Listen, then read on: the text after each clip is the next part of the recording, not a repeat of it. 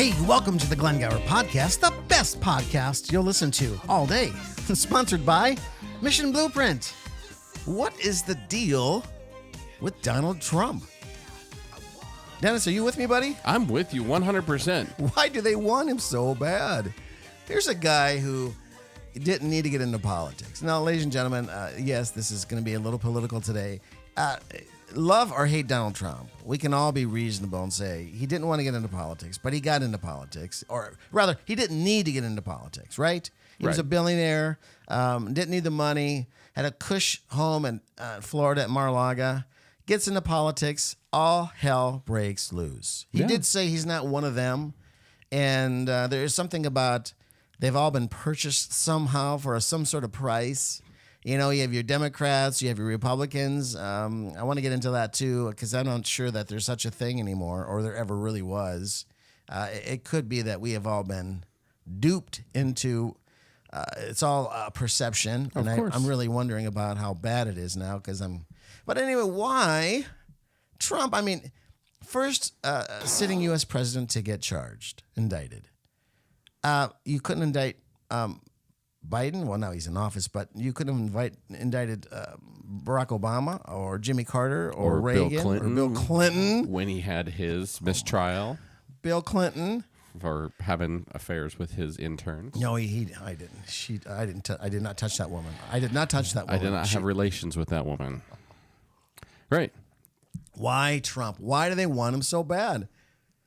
I don't know. Oh, come on. You're the political guy. You got to know the answer to this question. They want Trump. They want him. They want to hang this guy. Hung, drawn, and quartered. They want him bad. Right, but unless he knows so much about the bad stuff that they just don't want him at the party, like that's the only logical conclusion I can come up with is that like you go back to his first debate and Hillary's up there jaw-jacking against him and screaming at the stage when they do their debate and they get to walk around on the stage with CNBC. And, you know, he's using all these loopholes and and this tax codes and he doesn't pay any taxes. And then the moderator gives him his chance to speak. And he goes, "You're exactly right. I don't pay any taxes because there's a loophole. And I'm a businessman. I use the loophole. The reason nobody's ever closed loopholes because that's how they get all their money to run these political campaigns. I know because I use the loopholes." And it's like since then, he's telling all of Washington's dirty secrets. And they just don't want him out there. But they indict him. They try to smear him.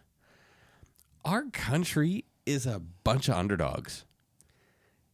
We've all clawed and fought our way off of farms, off of lesser than what our parents had to have more than our parents had. Like we subconsciously root for the underdog. And you want to keep kicking this guy down, you're only elevating his status. You're only elevating his desirability and electability to the rest of us who are sick of people picking on each other. Like, you're the bully. Washington, you're the bully. You FBI, CIA, it's common nomenclature.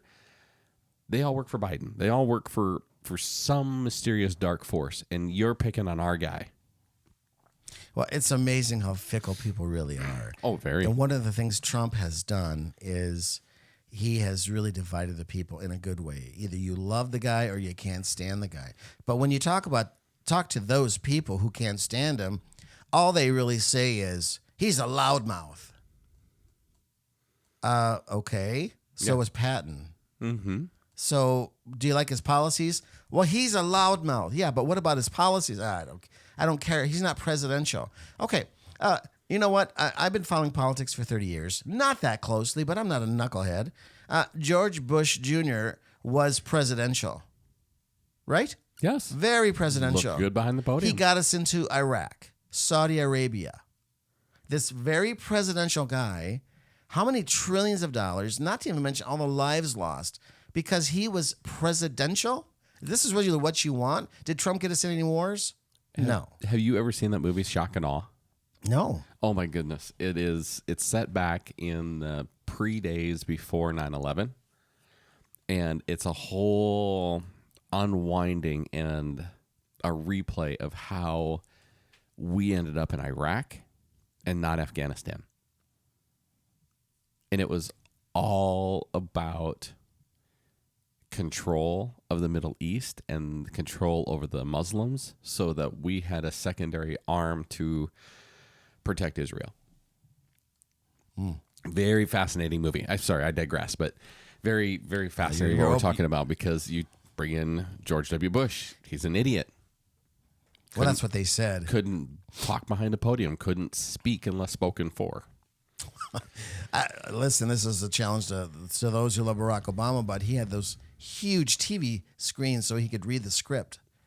I do think Obama seemed to be a bright guy, but my goodness gracious, he dropped more bombs than any president in U.S. history. Oh, and do you remember him at Nelson Mandela's funeral? There's pictures of him up on the stage representing the United States, U.S. president, for this foreign dignitary who suffered in South Africa in prison for humanitarian rights. Nelson Mandela is a name staple across the globe for 30 years of his suffrage. And Barack Obama is captured taking selfies with his picture or with his cell phone on the stage. Ellen DeGeneres or somebody else? I don't remember. It was just him on stage. Remember and he that. was sitting up there and during the ceremony. I'm like, are you really 12 years old? Like, you don't do that as a dignitary and as the most powerful leader of the Western world. You don't act this way. And it's just, we see the puppet strings, and that's why I think they're trying to get enough dirt on him that they can control him. And he's like, just keep throwing, whatever. Well, let's go back in time. I wish you would have prepared a little bit more for talking about this, but I'm ready. you're the political guy, so I think you have a better memory than I do. When Trump became president, you had the Michael Flynn thing happen right away. Yep. Something happened to Flynn. He talked to a couple FBI guys, and pretty soon, Flynn's gone. So that's the first thing that happened. Then we had the Russia. You had the Steele dossier that now we have found out was paid for by Hillary Clinton. She paid for it, the Steele dossier. And you would think... Never been indicted. Yes, you would think that Hillary should have been questioned about that. No. This is not to mention all those emails that she deleted, and then she acted like an idiot when she says, "Did you bleach it? What do you mean? Did I take a rag and clean it? Is that what you mean?" I mean, that whole thing. I watched some of that. I'm like, oh my gosh, she thinks we're all a bunch of idiots. And so you had the Steele dossier, and then you had, and I'm sure I'm missing a bunch of stuff here, but you have the impeachment number 1, right? And then you have the impeachment number 2. Meanwhile, you have WikiLeaks was dropping, all these different bits of information on people. And what's funny to me about that whole thing is that nobody denied it. No, they did not. So you have impeachment number 2, and I missed probably a few things, and it's been a mess. Not to mention the media went after him like I've never seen before. Yes. I mean, they could have went after Jimmy Carter much, much harder than Trump. Yeah. If you remember the Carter years. Yeah. And even going back to recorded in the Washington press corps being in the Oval Room when Trump is negotiating with Schumer, talking about budgets, talking about the shutting down the government because they need to get spending under control. And he's like, I'll shut down the government. I'll be responsible for it. But we're not spending stupid money on stupid things. And he was so forthright in his ownership, and he was so clear in just making decisions. And you don't see that from other presidents, past or present. And it's just... when you look at the man in the box, is he the most moral man? Absolutely not. Has he lived? Well, how do you know that even? Well, let's just Listen, judge. I'm not trying to defend him, but No, but how let's do just we know judge him by his actions over the last however many years. what actions? He's divorced. So, He's had multiple affairs. how do you know that? Well, I mean, that's the whole reason he's being indicted. Well, you see, I'm not saying he did have or did not have multiple affairs. I'm saying anyone who watches that TV screen believes anything that comes out of it. He might have done all that. I don't know. Right. But it's I like, don't know the man personally. Yeah, I've heard everyone say, "Oh, he's an immoral man." How in the world do you know that? Do you know him personally? Everything's perception, ladies and gentlemen. Everything you watch over that TV screen, and you and I've talked about this, you have to have boots on the ground. That's right. You think, oh, you're just defending Trump. No, I'll defend Dave Chappelle. It doesn't matter. If you don't know the guy and if you don't know with certainty, it's like, keep your mouth shut, people. We don't know, but yeah. Keep going. So, I mean, public perception.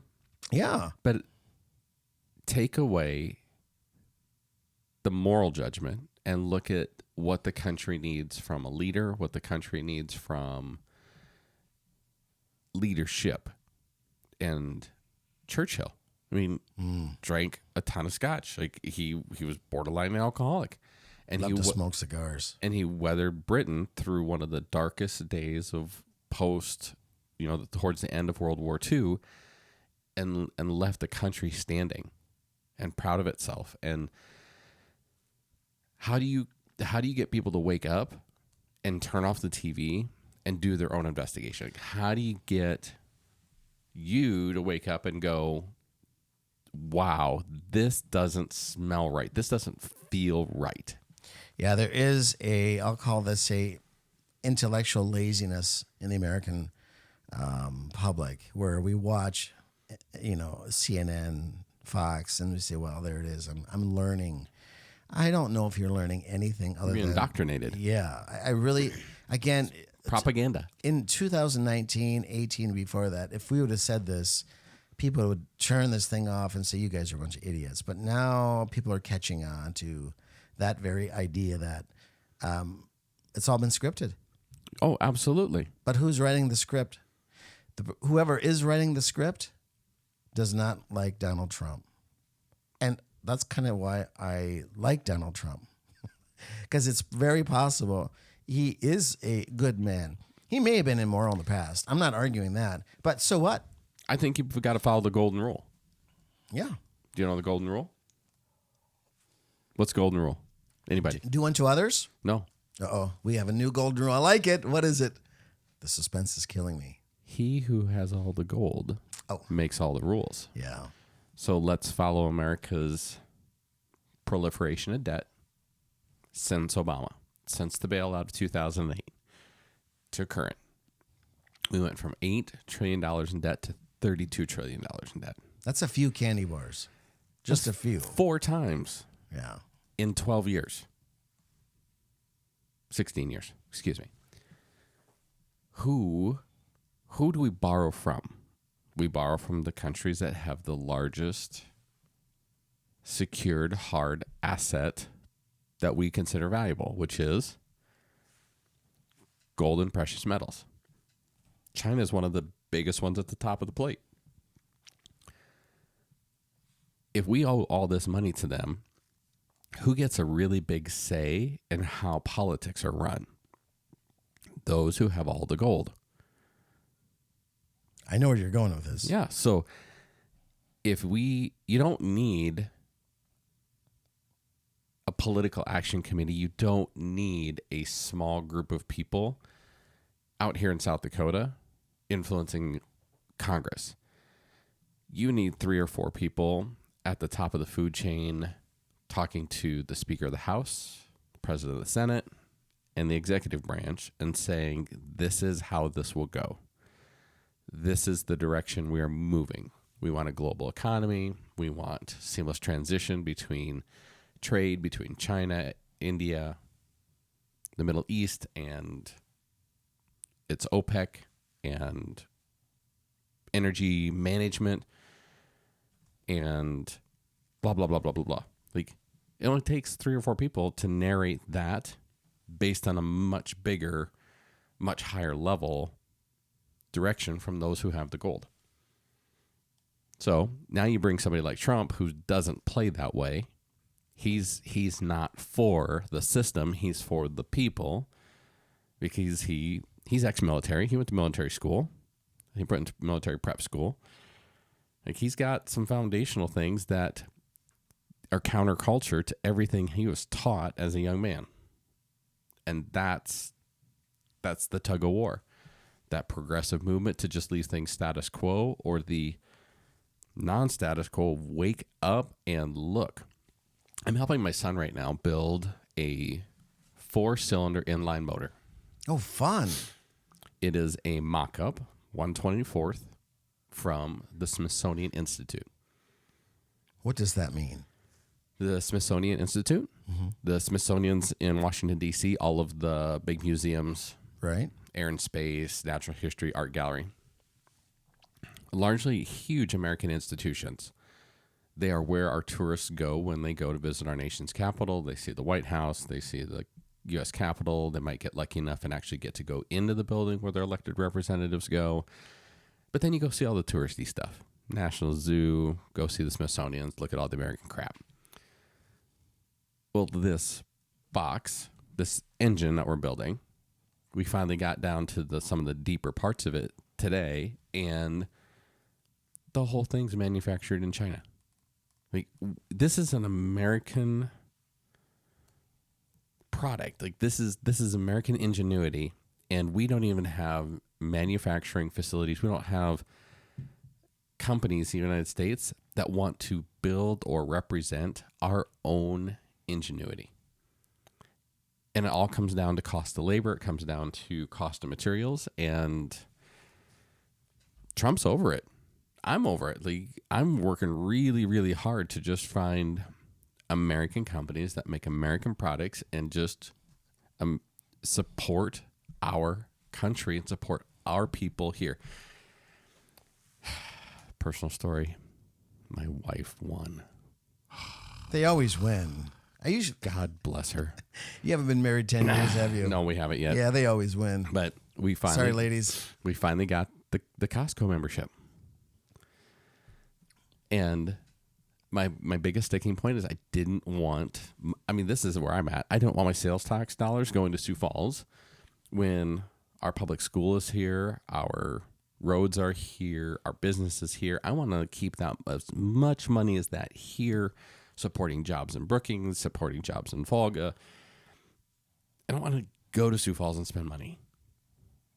But she sold me on value. She sold me on volume. She sold me on this will be good overall for our family. Sam Walton, baby.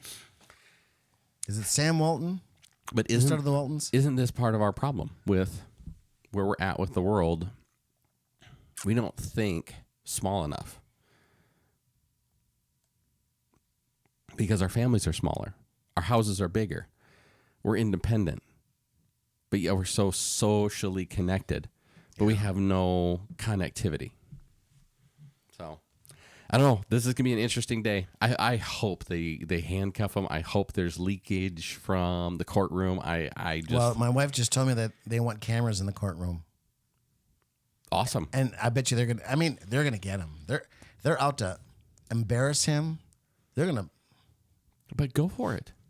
This man is... Look at his hairdo. You cannot embarrass this man. You cannot. He laughs. And Jimmy Fallon was picking on him, and he just laughs about his hair. It's not a big deal to him. That's right. But this is an interesting coincidence if Trump gets arrested this week. Why is that?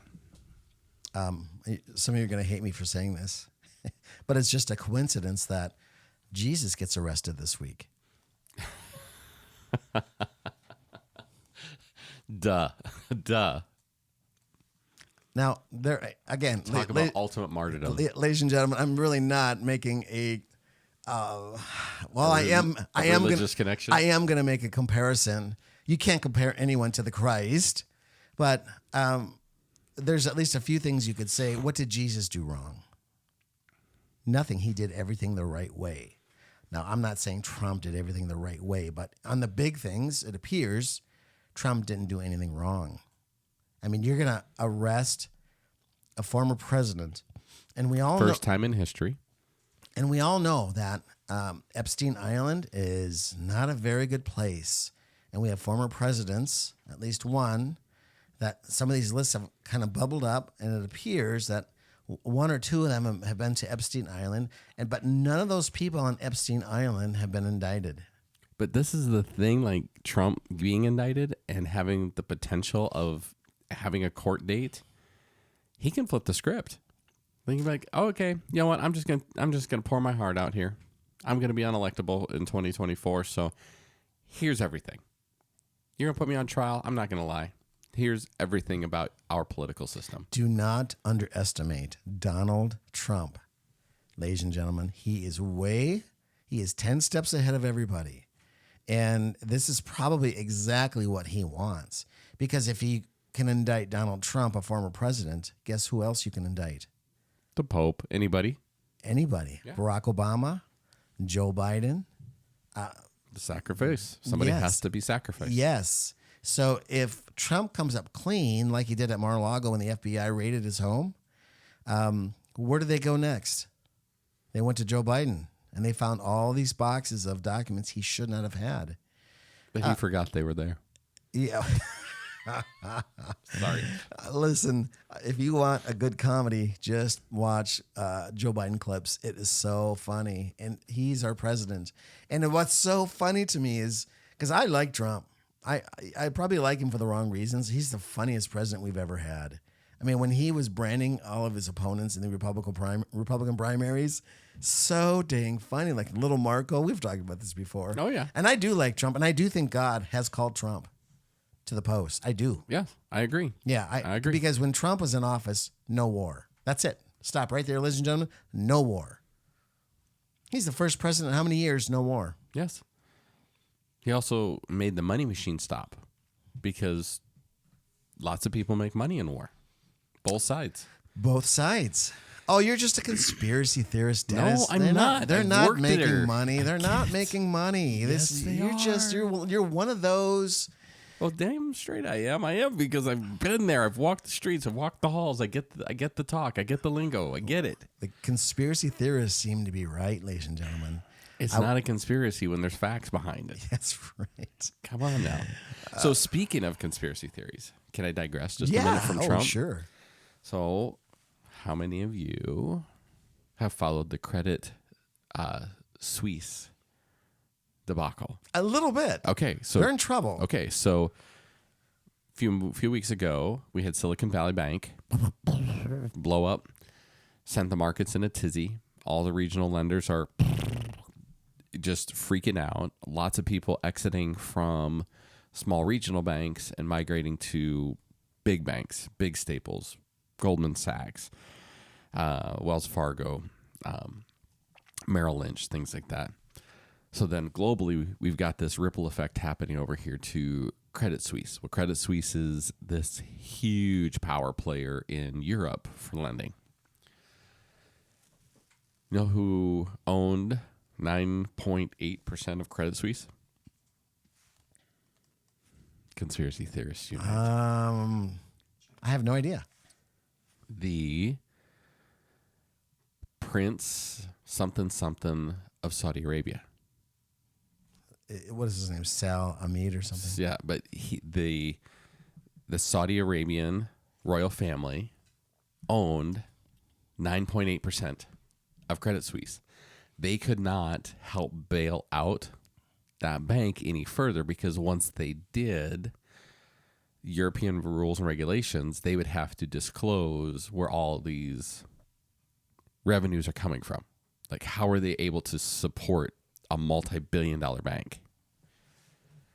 What happened to Credit Suisse about a week ago, 10 days ago? Well, they were trying to be bought out by another company. They are being bought out. Has that happened yet? It's all happening now, yes.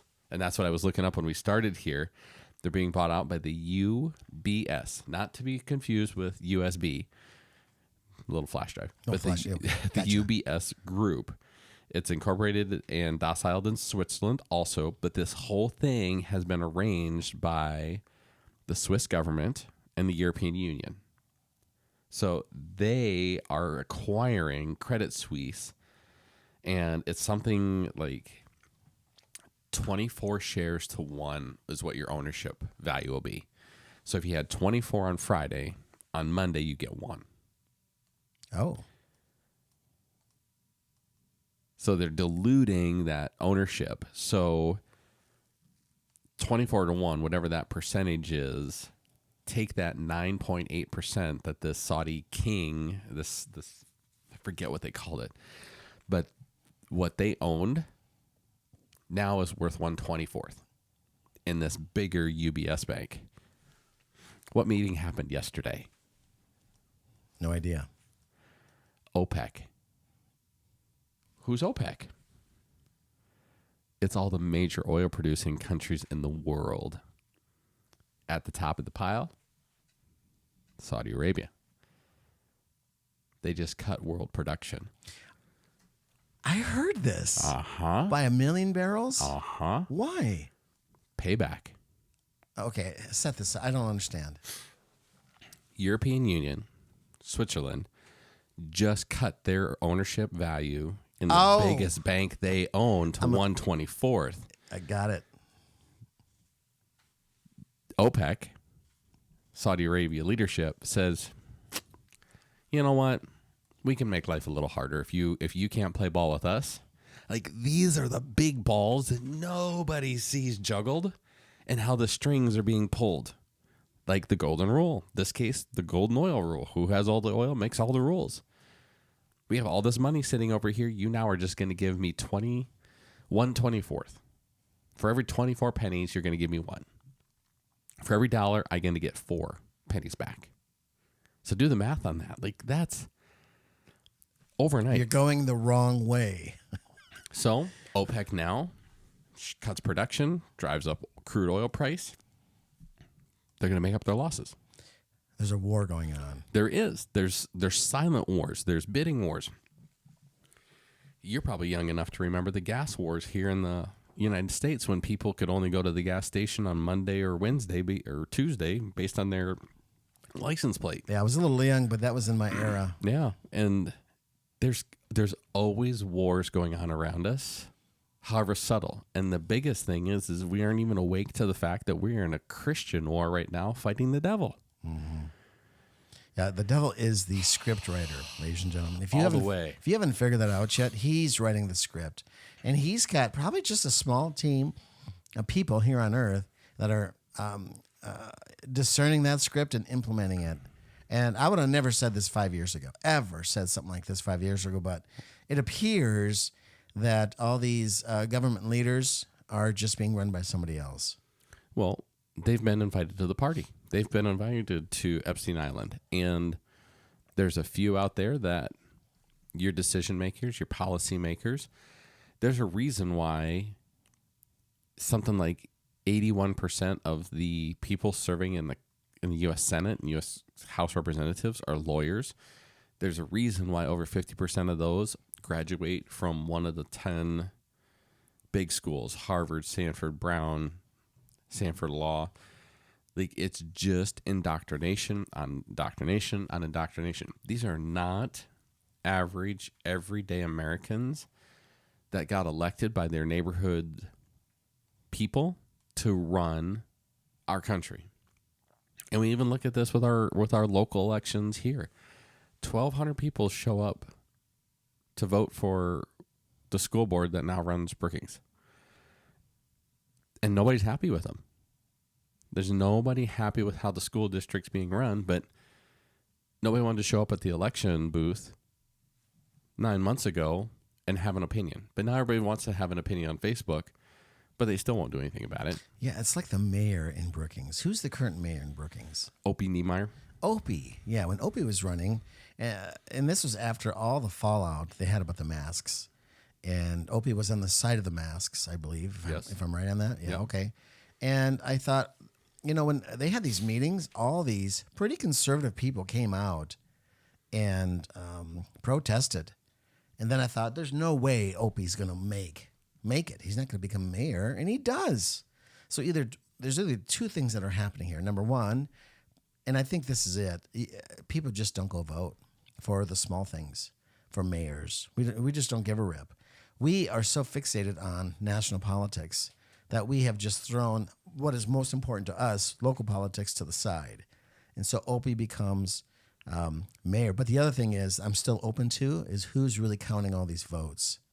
I'm just not so sure that I trust any of it anymore because I follow Carrie Lake is her name, former governor running for governor in Arizona, and I followed some of that. And it appeared, again, I'm watching a screen like everybody else, but I'm also doing some other research. But it appeared there was shenanigans everywhere, and she took her case to the state Supreme Court, and they won on one of the accounts, signature verification. And so they can go back and make sure that all signatures are verified. And what if they find out that they're not verified? What if they find software, much like the 2000 Mules movie, where they're only verifying a few percent when they're supposed to be verifying a much bigger chunk, or it's not really working in favor of the Republicans somehow. Ladies and gentlemen, watch that story in Arizona. One of the things I actually wanted to talk about today is we brought up Trump. Why do they want Trump so much? Trump is a Republican, former president, and but wanted to ask you is this two-party system that we appear to have. Now, I say appear carefully because I don't want to make any accusations or make any false presumptions here, but I'll use the word appears. It appears after watching politics for me 30 years and somewhat closely, it appears there's not a two-party system at all. It's a one-party system. And I saw what appeared to be good men like John Thune. I was in Rapid City when he was running for Senate the first time he got beat by, who did he get beat by? It doesn't matter. But then he beats Daschle. I was there, and I was actually going to volunteer. Well, Daschle was in for 4 terms, so 24 years. And then during George W. Bush dumped a ton of Republican cash into South Dakota to beat out Daschle. So Thune beat Daschle. But I was there, and Thune seemed like a good praying man. And then you watch Thune today, it's like, this is not the same guy. So maybe he was a good man, but he went into Washington like you did, and he probably learned quickly it's not a two-party system. There's a script. Now, again, I don't know. I do follow politics, not like you, but I follow and I watch and I discern and I think something's wrong here. But I was watching Tucker Carlson, just a clip. I don't have cable, but I was watching a clip and he was talking about the Republicans today, and he says, ladies and gentlemen, and I'm paraphrasing, it appears that they're just a bunch of liberals. It's a one-party system after all. So I wanted to throw that your way and see if there's any commentary in your brain. No, this goes back to the subversion of a country, right? So this goes into how do you take several billion people? We can even talk about this in the Catholic Church. How do you lead several billion people? Well, the easiest way is to start to work on the children. Change the way the children think, change the way the children talk, change the way what words mean to children, because when they become adults, they talk from what they learned as children. And so you talk about subversion of how you move our country from being a constitutional republic to a democracy. They're just words, right? Like, the average American would say, well, it's just one and the same. No. Go to Webster's Dictionary on your phone and Google, hey Siri, what's the difference between a constitutional republic and the difference between a democracy? And she'll give you an answer, because that is profoundly different. She's doing it right now. She's talking to us. You got your chat GPT going, don't you? Oh, man, I got a whole nother story on that. But anyhow, subversion of people, subversion of conscience, subversion of words. Same in the Catholic Church. It's this slow subversion and changing a little word here and a little word there. And suddenly, apple doesn't mean apple anymore. Apple means fruit. What you're defining right now, ladies and gentlemen, is how to change a culture. Yeah. And that's what it is. And that's what we've done for the last however many years.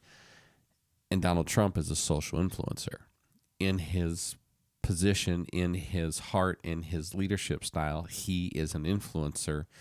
And he's, I believe very wholeheartedly, he's trying to change the culture by throwing ice water on us. And nobody likes it. It's not comfortable. But a lot of us are waking up, and more are waking up. And that's why we're doing this today, is we're trying to wake more people up to, we may not be right. We may not have the right opinion. We may not have all the information because we don't know these people personally. But at least we're awake and we're talking about it. We aren't talking about the latest episode of what happened on Big Brother. We aren't talking about what happened at whatever. I don't even know because I don't watch the news anymore. But it's like, wake up. And I don't think there's two parties anymore because they all want this democracy that is focused around central themes of whatever is the hot topic of the day. During the latter part of Trump's administration, it was all about Black Lives Matter. Remember that? Mm-hmm. And then my body, my choice. If these were true stately issues to be having true discussion among statesmen, congressmen, those aren't conversations we have anymore. Trump's gone, so now we don't talk about that Black Lives Matter. Trump's gone, we don't talk about my body, my choice. We just got through a huge pandemic where people were, in some states, forced to take injections for vaccinations. Still, right now, in Brookings, South Dakota, if a college student, pre-nursing, pre-med, wants to go shadow at the Brookings Health System, at the Avera Clinic, at the Sanford Clinic, at Access Health, they cannot go observe, work with these doctors, learn about the future of their profession unless they can show documentation of being vaccinated at least twice. With COVID? With the COVID vaccination. Now, I got accredited, or what is it called? I got privileges at the Brookings Hospital years ago. The only thing I needed was my old childhood vaccination records, which is, TB and those different things. Or not TB, but measles, mumps, rubella, things like that. And I had to have a TB test. They put a little stick under my skin to see if I had ever been exposed or around tuberculosis because I'd lived overseas. And that was all. And now today, it is a political and medical mess of a maze to try to just get access as a student to observe if this is what you want to do for your future. And you have to make right now, what looks like a really hard decision about your body to do that or not. But this is what democracy does. Democracy demoralizes you as a people. It demoralizes your ideologies and tells you that in the moment you're wrong. It doesn't go back on 100 years of case study. It doesn't go back on 150 years of Supreme Court justices and very wise people with very good, clear heads. I mean, the smartest of the smartest over 100 years, giving us opinions about what this document our founding fathers gave us to govern ourselves means. It's all about in the minute right now. Well, you can't have a Republican Party and a Democratic Party that agree to disagree on hot topics of today. It's all visceral. It's all emotion. It's all my body, my choice. Black Lives Matter. Get your jab. Get your things that are hot today. Let's turn on our CNN and watch the next 8 hours of commentary about Donald Trump being indicted. And let's hear all the speculation. None of it's real. It isn't what's real about the legacy we're leaving for our children and what we're trying to provide for them. It's why we don't talk about national debt. We don't talk about spending our children's future away and more tax. There's only one way to pay for this, folks. It's more tax. And that's what I want. I want to be taxed more. When you tax me, I don't have as much money to spend on the things I want to do. Yeah, Judy and I were talking last week about before before the Declaration of Independence, did we really have a right to revolt against the King of England? Was it really moral? Because the Pope at that time would say, no, it wasn't. Isn't that right, Judah? Yeah, he said it wasn't moral. And then Judah made this observation. Would you rather be in the tax code we're in right now in a democracy, i.e. constitutional republic, or would you rather be in the tax code back then? Which tax code would you rather have? I don't know much about. Are you talking when we broke away from England? Before we broke away. I would bet today is still better than then. The answer is really? It was much better back then, tax-wise, percentage-wise. Really? That's what's so ironic about this whole thing. We wanted... Haven't we come full circle? See, ladies and gentlemen, yeah, you think you're free? No, you have the appearance of freedom. You have the perception of freedom. We're taxed way more now than the people in this country before we broke away from England. Well, let's think about that for just a moment. You and I got up this morning in our homes. We had heat on because it's cold outside this morning. We're taxed on our gas bill.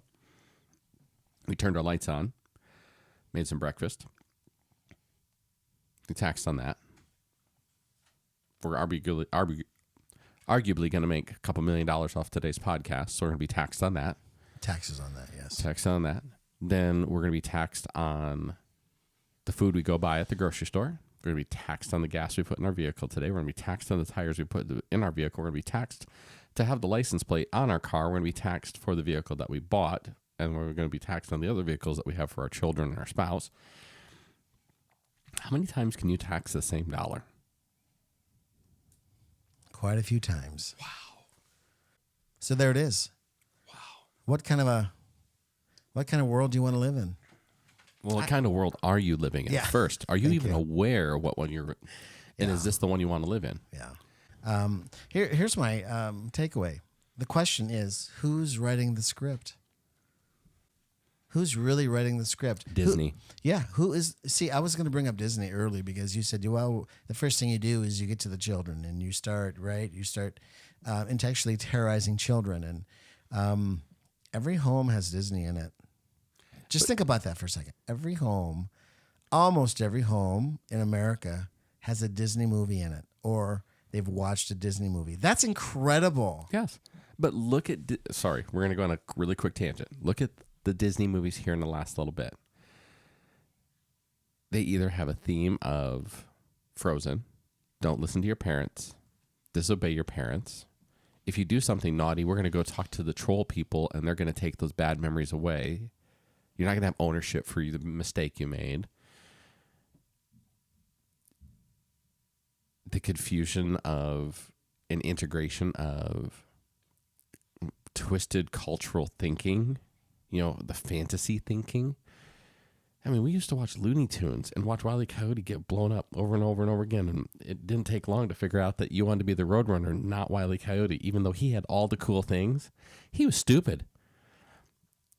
And the Roadrunner just ran. He just ran. He was cool. Yeah, he was cool.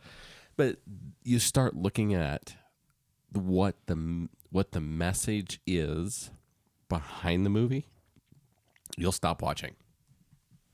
Yeah, it's there. Again, think about these movies.